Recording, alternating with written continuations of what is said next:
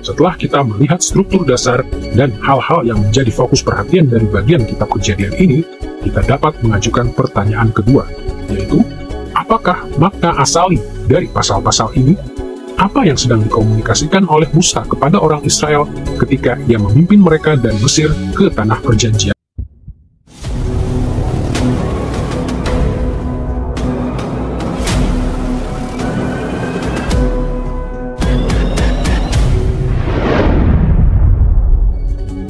Untuk memahami makna asali dari bagian ini dalam sejarah purba, akan membantu jika kita memikirkan dua hal. Pertama, kita akan melihat bagaimana Musa menghubungkan bagian sejarah purba ini dengan pengalaman Israel. Dan kedua, kita akan menyelidiki implikasi dari kaitan-kaitan ini untuk Israel sebagai pembaca pertama Musa. Marilah pertama-tama kita melihat bagaimana Musa menghubungkan pasal-pasal ini dengan pengalaman dari orang-orang Israel yang sedang dipimpinnya. Musa menghubungkan pasal-pasal tentang sejarah purba ini dengan dunia di zamannya, dengan menggambarkan kekerasan dari sejarah manusia mula-mula dengan cara-cara yang sangat mirip dengan pengalaman kekerasan yang telah dialami oleh orang Israel. Dengan cara ini, Musa menunjukkan bahwa masalah-masalah yang dialami oleh Israel sangat mirip dengan masalah-masalah di dunia purba. Untuk menelusuri bagaimana Musa membuktikan kemiripan-kemiripan ini, kita akan sekali lagi mengamati dua bagian utama dalam Kejadian pasal 4 ayat 1 sampai pasal 6 ayat 8. Yaitu, skenario pertama tentang kekerasan yang mula-mula dan pengharapan akan penyelamatan dalam Kejadian pasal 4-5, dan skenario kedua tentang kekerasan yang kemudian dan pengharapan akan penyelamatan dalam pasal 6 ayat 1-8. Marilah kita pertama-tama melihat bagaimana Kejadian pasal 4-5 terkait dengan pengalaman Israel.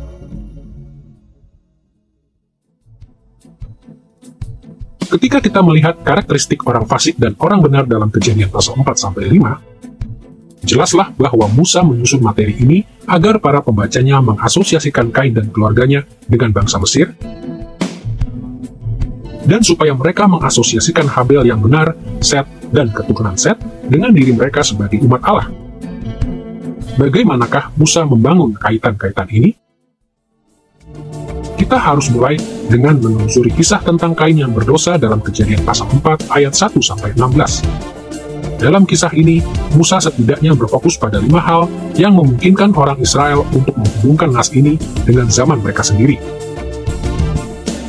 Pertama-tama, Musa menyebutkan pekerjaan Kain dan Habel untuk menciptakan asosiasi ini. Perhatikan bagaimana Kain dan Habel awalnya dibedakan dalam Kejadian pasal 4 ayat 2 berikut. Habel menjadi gembala kambing domba, Kain menjadi petani. Seperti yang ditunjukkan oleh nas ini, Kain adalah seorang yang hidup menetap secara agraris, seorang petani, sedangkan Habel adalah seorang gembala. Di zaman kuno dan di zaman modern, sudah lazim jika terjadi ketegangan antara masyarakat-masyarakat yang hidup menetap secara agraris dengan gembala yang nomaden.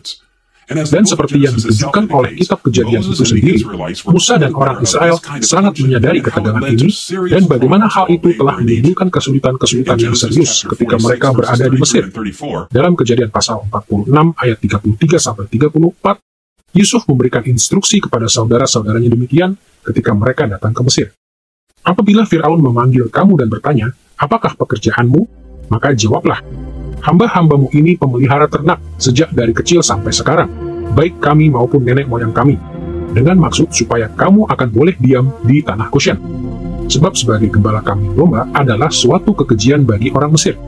Instruksi Yusuf di sini menolong kita untuk memahami mengapa Musa menyebutkan bahwa Kain adalah seorang petani dan Habel adalah seorang gembala. Dia ingin orang Israel yang menjadi pembacanya mengasosiasikan Kain, seorang yang hidup secara agraris, dengan Mesir, dan ia ingin Israel untuk mengasosiasikan diri mereka dengan Habel, gembala yang dijadikan korban. Kaitan kedua antara kisah ini dan pendengar pertama Musa muncul dalam motif korban persembahan yang dipersembahkan oleh Kain dan Habel. Seperti yang kita ketahui dari Kejadian pasal 4, Allah menolak persembahan Kain, namun berkenan terhadap persembahan Habel. Alasan Allah membedakan kedua korban persembahan ini dijelaskan secara eksplisit dalam Kejadian pasal 4 ayat 3-4, di mana kita membaca kata-kata ini. Kain mempersembahkan sebagian dari hasil tanah itu kepada Tuhan sebagai korban persembahan. Habel juga mempersembahkan korban persembahan dari anak sulung kambing dombanya yakni lemak-lemaknya. Perhatikan cara Musa menggambarkan korban-korban persembahan itu. Dalam ayat 3, ia berkata bahwa Kain mempersembahkan sebagian dari hasil tanah. Namun dalam ayat 4, ia menulis bahwa Habel mempersembahkan korban persembahan dari anak sulung kambing dombanya, yakni lemak-lemaknya. Perbedaan ini sangat penting. Kain sekedar membawa hasil apa saja dari ladangnya yang kebetulan ia kumpulkan. Ibadahnya hanya bersifat nominal, karena ia tidak menyisihkan bagian terbaik dari hasil tanahnya untuk Allah. Namun, Habel mematuhi hukum Allah dengan hati yang tulus dengan membawa lemak-lemak yang sangat dihargai dalam korban-korban persembahan dalam Perjanjian Lama, dari antara anak sulung kambing dombanya, yang juga merupakan hewan-hewan yang paling dihargai menurut Taurat Musa. Persembahan Kain tidak lebih dari ritual yang tidak tulus. Namun secara kontras, Habel mempersembahkan pengabdian yang tulus kepada Allah. Musa juga memakai perbedaan ini antara korban persembahan Kain dan Habel untuk menarik asosiasi lebih lanjut antara orang Mesir dan Israel. Latar belakang ini menarik perhatian bila kita ingat bahwa Musa pertama kali menghadap Firaun untuk meminta agar Israel dilepaskan karena ia hendak mempersembahkan korban kepada Yahweh. Seperti yang kita baca dalam Keluaran pasal 5 ayat 3, Musa dan Harun mengucapkan kata-kata ini kepada Firaun. Allah orang Ibrani telah menemui kami. Izinkanlah kiranya kami pergi ke padang gurun 3 hari perjalanan jauhnya untuk mempersembahkan korban kepada Tuhan Allah kami. Namun, Firaun menolak permintaan mereka. Seperti yang Musa catat dalam ayat 4, Firaun memberitahu mereka bahwa, Musa dan Harun, mengapakah kamu bawa-bawa bangsa ini melalaikan pekerjaannya? Pergilah melakukan pekerjaanmu. Jadi kita melihat bahwa sama seperti Kain tidak menghormati Allah dengan persembahan nominalnya, orang-orang Mesir tidak mempersembahkan ibadah yang sejati kepada Allah Israel. Namun, sama seperti Habel memberikan korban persembahan yang tulus dan berkenan kepada Allah, demikianlah orang Israel mengusahakan ibadah yang sejati kepada Yahweh. Dengan cara ini, Musa meneguhkan asosiasi lainnya antara Mesir dengan Kain dan antara Israel dengan Habel. Cara ketiga Musa menciptakan kaitan dengan pengalaman Israel adalah melalui motif pembunuhan. Kain membunuh adiknya Habel. Dan signifikansi dari peristiwa ini menjadi nyata ketika kita mengingat pembunuhan terhadap orang-orang Israel yang terjadi di Mesir. Dalam Keluaran pasal 1-2, kita membaca bahwa bangsa Mesir tidak saja memberikan pekerjaan yang terlalu berat kepada orang Israel, tapi juga secara aktif membunuh sebagian besar dari mereka, termasuk bayi-bayi mereka. Dengan cara ini, Musa mengembangkan lebih banyak lagi asosiasi antara Kain dan orang Mesir, seperti juga antara Habel dan orang Israel. Cara keempat Musa menciptakan asosiasi-asosiasi ini adalah dengan menggambarkan lokasi Kain di bumi. Ketika Allah mengutuk Kain karena membunuh Habel, ia mengusir Kain dari tanah yang subur. Seperti yang kita baca dalam Kejadian pasal 4 ayat 11-12 berikut. Maka sekarang terkutuklah engkau, terbuang jauh dari tanah. Apabila engkau mengusahakan tanah itu, maka tanah itu tidak akan memberikan hasil sepenuhnya lagi kepadamu. Kain dikutuk untuk hidup di tempat-tempat di mana ladangnya akan memberikan hasil yang sangat sedikit. Gambaran tentang lokasi Kain ini sangat cocok dengan penilaian Musa tentang tanah Mesir dan tanah kemana ia akan membawa Israel. Gunakan cara Musa mengontraskan Kanaan dan Mesir dalam Ulangan pasal 11 ayat 10-12 berikut. Sebab negeri kemana engkau masuk untuk mendudukinya bukanlah negeri seperti tanah Mesir, dari mana kamu keluar, yang setelah ditabur dengan benih, harus kau airi dengan jerih payah seakan-akan kebun sayur. Tetapi negeri kemana kamu pergi untuk mendudukinya ialah negeri yang bergunung-gunung dan berlembah-lembah, yang mendapat air sebanyak hujan yang turun dari langit, suatu negeri yang dipelihara oleh Tuhan Allahmu.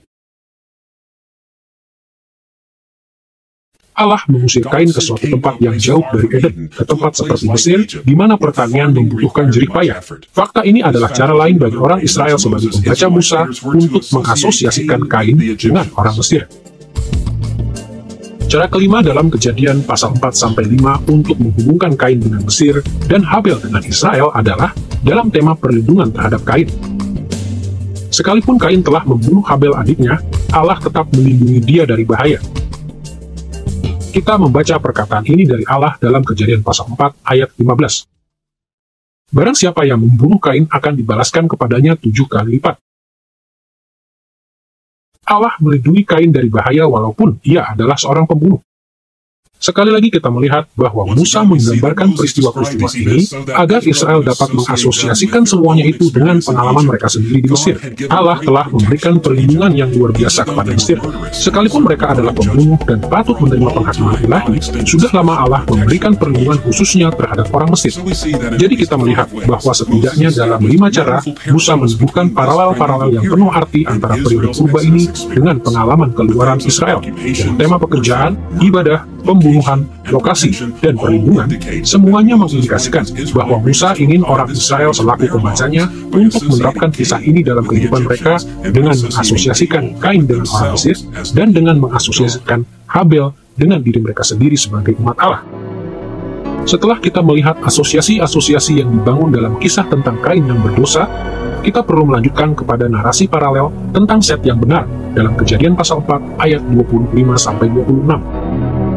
Seperti yang telah kita lihat, Musa memberikan satu komentar yang penting tentang Set dan Enos anaknya. Dalam Kejadian pasal 4 ayat 26, kita membaca kata-kata ini. Waktu itulah orang mulai memanggil nama Tuhan.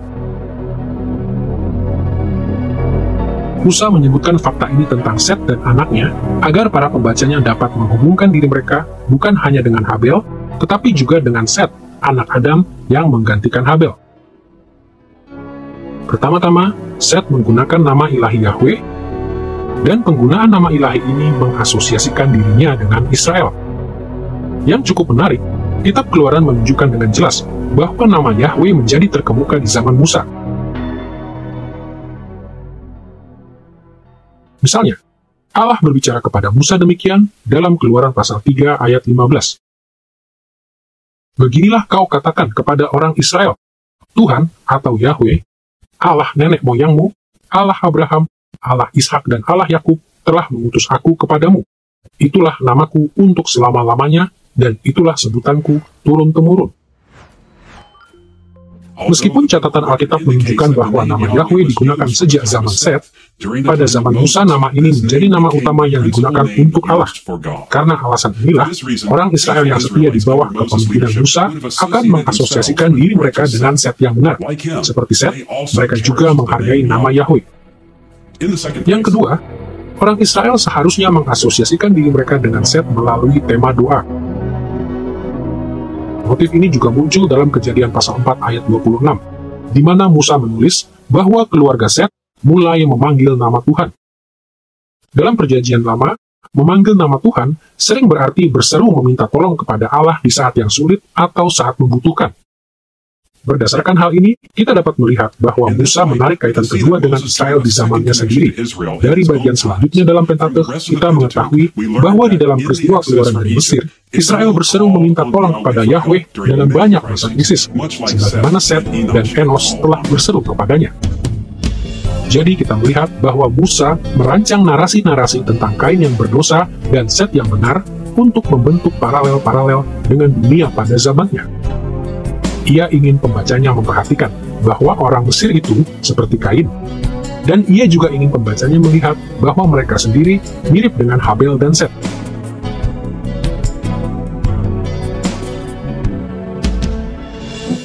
Dengan mengingat kaitan-kaitan dasar ini, kita dapat beralih kepada silsilah Kain dan silsilah Set. Seperti yang akan kita lihat, Musa juga menyusun silsilah-silsilah ini agar orang Israel terus mengasosiasikan orang Mesir dengan orang fasik dan diri mereka dengan golongan orang benar. Untuk melanjutkan tujuan utamanya, Kejadian pasal 4 ayat 17-24 menjelaskan keturunan Kain dengan cara-cara yang menunjukkan asosiasi yang tidak terbantahkan dengan Mesir. Koneksi-koneksi ini muncul sedikitnya dalam 6 cara. Pertama, Musa berfokus pada Kain sebagai pendiri kota, seperti yang ia tuliskan dalam Kejadian pasal 4 ayat 17 berikut. Kain mendirikan sebuah kota. Jelaslah, orang Israel pasti mengetahui bahwa orang Mesir adalah orang-orang yang cakap dalam mendirikan kota. Mendirikan kota-kota untuk orang Mesir telah menjadi bagian dari pekerjaan orang Israel ketika mereka menjadi budak di Mesir. Karena alasan ini, kata-kata tentang Kain sudah akan menciptakan asosiasi yang kuat dengan orang Mesir. Kedua, kita juga harus memperhatikan nama kota Kain. Sekali lagi, dalam Kejadian pasal 4 ayat 17, kita membaca kata-kata ini. Kain mendirikan sebuah kota dan dinamainya kota itu Henoch menurut nama anaknya. Bagi orang Israel di zaman Musa, fakta ini mengingatkan mereka akan praktik orang Mesir. Seperti yang dilaporkan Musa dalam Keluaran pasal 1 ayat 11 berikut. Sebab itu, pengawas-pengawas Rodi, yaitu orang Mesir, ditempatkan atas mereka orang Israel untuk menindas mereka dengan kerja paksa. Mereka harus mendirikan bagi Firaun kota-kota perbekalan, yakni Pitom dan Ramses. Kota Ramses dinamai demikian untuk menghormati Firaun Ramses. Sama seperti Kain, orang Mesir juga menamai kota-kota dengan nama mereka untuk kemuliaan dan kehormatan mereka sendiri. Dengan cara ini, silsilah Kain menemukan kaitan lainnya antara Kain dan orang Mesir. Asosiasi ketiga antara keturunan Kain dan orang Mesir muncul dalam kesombongan yang ditujukan oleh Lameh, keturunan Kain, dalam tindakan pembunuhannya. Dalam Kejadian pasal 4 ayat 23, kita membaca bahwa Lameh bahkan menyanyikan lagu pujian bagi dirinya sendiri di hadapan istri-istrinya. Adah dan Zila, dengarkan suaraku. Hai istri-istri Lameh, pasanglah telingamu kepada perkataanku ini. Aku telah membunuh seorang laki-laki karena ia melukai aku.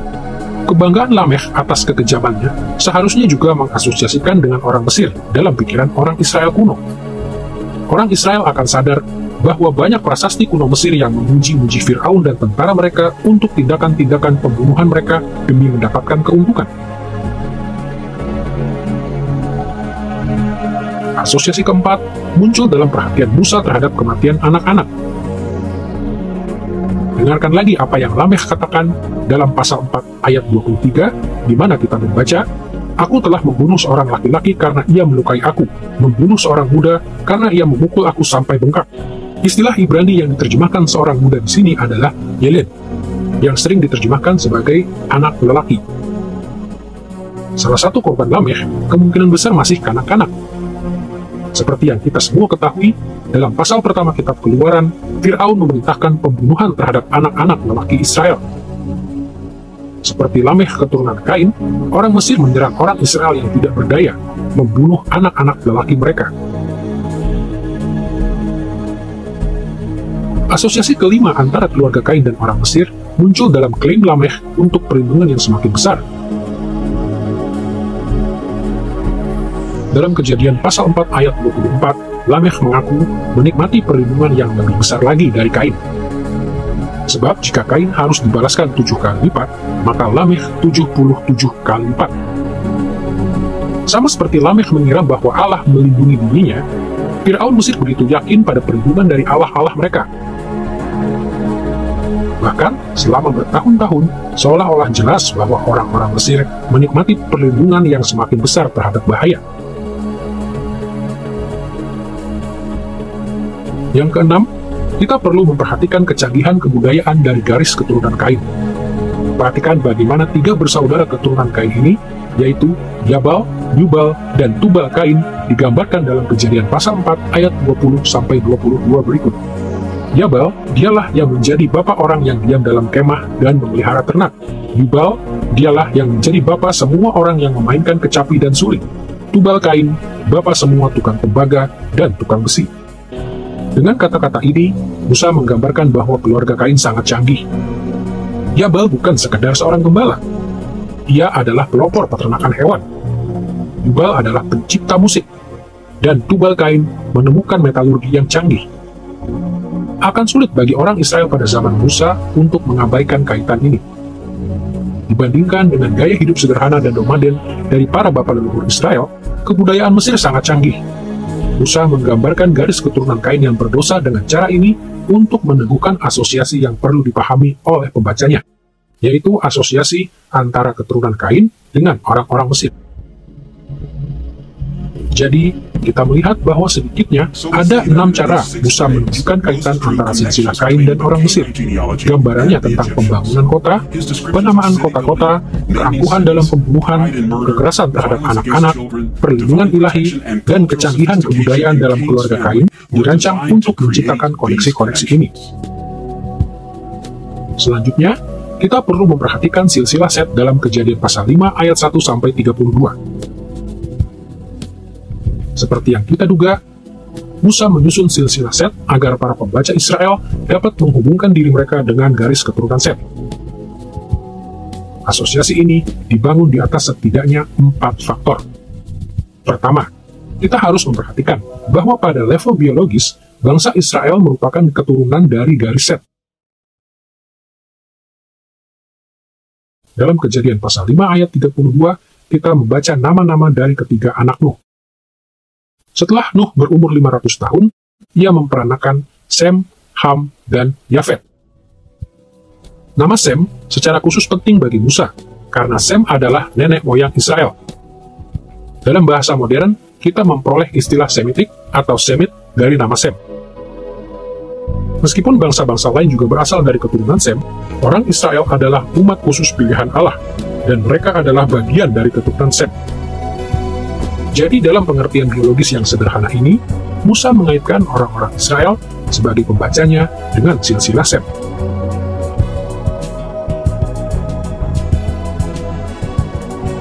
Asosiasi kedua antara garis Set dan Israel muncul dalam fokus yang diulangi pada kebenaran dari keturunan Set. Keturunan Set digambarkan setia dan benar. Misalnya, menurut Kejadian pasal 5 ayat 24, Henokh hidup bergaul dengan Allah, lalu ia tidak ada lagi. Dalam Alkitab Ibrani, ekspresi yang diterjemahkan hidup bergaul dengan Allah hanya muncul dalam rujukan kepada Henokh dan Nuh. Namun berulang kali, khususnya dalam kitab Ulangan, Musa memberitahu Israel bahwa mereka harus menjadi seperti Henokh dengan hidup menurut ketetapan Yahweh. Dengan cara ini, orang Israel yang setia yang mengikut Musa telah menemukan aspek identifikasi lainnya dengan keturunan Set. Sasaran mereka adalah untuk menjadi seperti Henokh. Koneksi ketiga antara silsilah Set dan pengalaman Israel muncul dalam penekanan Musa pada jumlah keturunan Set.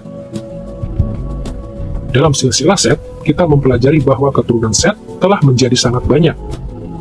Musa mengungkapkan pertambahan jumlah dalam keluarga Set dengan mengulangi fakta bahwa anak-anak lelaki dan perempuan lainnya dilahirkan bagi keturunan Set. Bahkan ia menulis komentar ini 9 kali dalam Kejadian pasal 5. Penekanan pada banyaknya keturunan Set penting bagi Israel sebagai pembaca Musa, karena mereka mengetahui bahwa Allah telah sangat memberkati mereka secara jumlah ketika mereka berada di Mesir dan di sepanjang peristiwa Keluaran. Yang keempat, Musa juga menekankan umur panjang yang dinikmati oleh banyak keturunan Set untuk menghubungkan Israel dengan keturunan Set. Misalnya, kita semua tahu bahwa Metusalah, keturunan Set, hidup lebih lama dibandingkan siapapun dalam sejarah Alkitab. Menurut Kejadian pasal 5 ayat 27, ia hidup selama 969 tahun. Banyak keturunan Set lainnya yang juga berumur panjang. Perhatian Musa terhadap umur panjang dari keturunan Set itu penting, karena seperti yang diindikasikan oleh hukum Musa, umur panjang di tanah perjanjian harus menjadi sasaran dari orang yang setia di Israel. Dengan menunjukkan umur panjang dari keturunan Set, Musa menunjukkan kaitan lain antara keturunan Set dan Israel. Demikianlah, Musa menulis tentang kekerasan yang mula-mula dan pengharapan akan penyelamatan dalam sejarah purba untuk menarik asosiasi-asosiasi yang kuat dengan dunia kontemporernya. Kain dan keturunannya harus dikaitkan dengan orang Mesir yang melakukan kekerasan terhadap Israel. Dan Habel, Set, dan keturunan Set harus dikaitkan dengan orang-orang Israel yang menjadi korban kekerasan Mesir.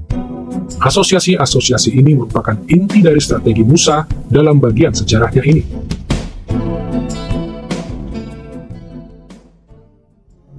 Setelah kita mempelajari bagaimana Musa menyusun catatannya tentang kekerasan yang mula-mula dan pengharapan, kita harus kembali sejenak kepada Kejadian pasal 6 ayat 1-8, yaitu tentang kekerasan yang kemudian dan pengharapan akan penyelamatan.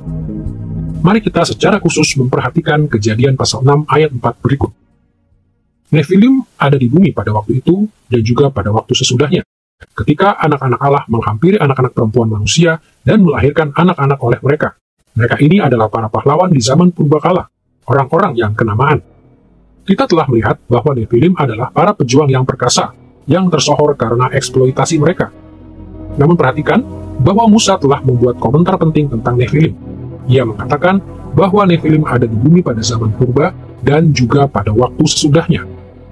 Dengan menambahkan alusi ini terhadap para pejuang Nefilim yang hidup setelah air bah, Musa mengingatkan kepada orang Israel selaku pembacanya bahwa mereka telah menjumpai Nefilim dalam sejarah mereka pada masa itu. Hanya satu kali lagi istilah Nefilim muncul di dalam Alkitab, yaitu dalam Bilangan pasal 13 ayat 32-33. Di sana, mata-mata yang diutus oleh Musa ke Kanaan melaporkan bahwa mereka melihat Nefilim. Mereka mengatakan, "Negeri yang kami jelajahi melahap penduduk yang tinggal di situ. Kami melihat Nefilim di sana. Kami tampak bagaikan belalang di mata kami sendiri, dan demikian juga di mata mereka." Mata-mata yang tidak setia melaporkan bahwa tanah Kanaan adalah negeri yang penuh kekerasan dan penuh ancaman, dan bahwa di antara penduduk Kanaan ada Nefilim, para pejuang yang bengis yang membangkitkan ketakutan dalam hati mereka.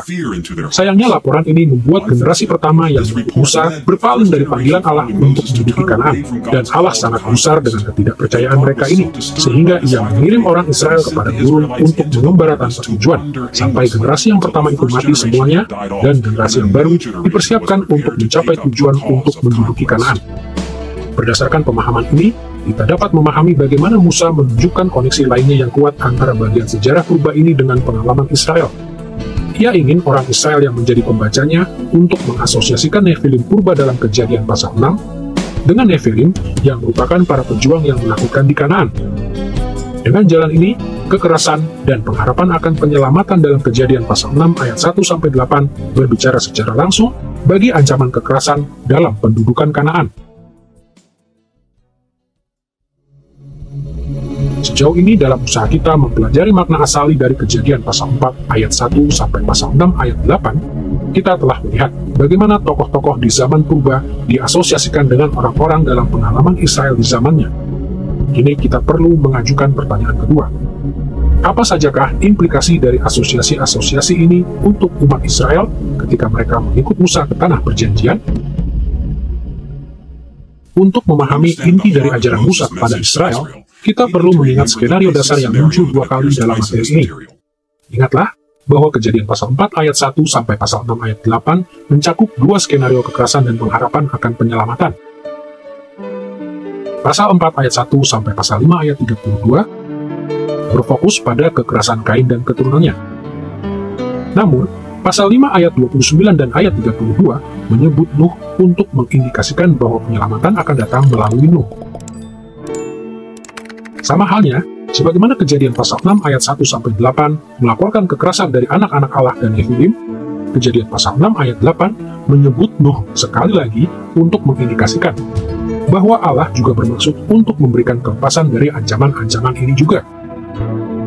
Bagi orang Israel yang mengikut Musa, skenario-skenario ini seharusnya merupakan kabar baik. Skenario-skenario ini mengungkapkan apa yang telah Allah lakukan untuk mereka dan apa yang akan Ia lakukan untuk mereka. Di satu sisi, sama seperti Allah telah memakai Nuh untuk melepaskan nenek moyang Israel dari keturunan Kain, Ia telah memakai Musa untuk melepaskan orang Israel dari orang Mesir. Di sisi lain, sama seperti Allah telah memakai Nuh untuk membawa kelepasan dari Nefilim purba, Ia akan segera memakai Musa untuk melepaskan Israel ketika mereka menghadapi ancaman-ancaman Nefilim di tanah Kanaan.